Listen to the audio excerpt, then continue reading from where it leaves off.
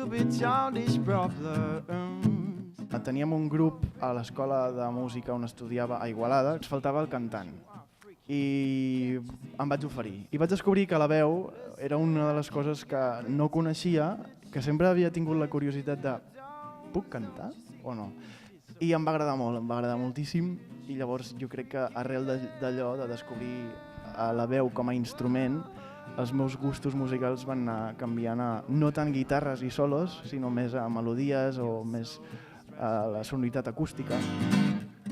Taken by surprise, you were like a burning died. I've reached the point of going nowhere. Jo crec d'escoltar música, és a dir, tota la vida he escoltat música principalment de fora, en anglès, i suposo que això ha influenciat moltíssim que automàticament a l'hora d'agafar una guitarra o un piano i posar-me a composar em surt en anglès.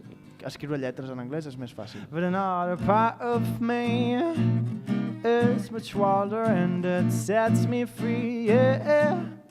Jo quan escric cançons les escric perquè sento la necessitat. És a dir, la gran bueno, no, tot, és experiències meves o parlen de mi o és perquè en aquell moment em vull transmetre un missatge en concret. Hi ha cançons que no han pogut estar dins del disc i és com que tinc moltes ganes de treure i de compartir cançons. Chilling out in a rainy day, having beers and feeling great. You now very dear to me. Sempre m'agrada viatjar perquè ho relaciono molt amb la música. M'agrada molt conèixer cultures de diferents llocs i en especial, evidentment, la música i com es contempla o com s'entén la música en altres països. Pel que fa a la música, s'entén d'una altra manera.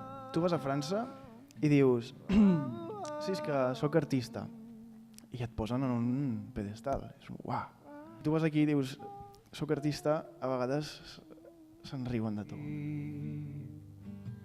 No love, no glory, no hero in her sky.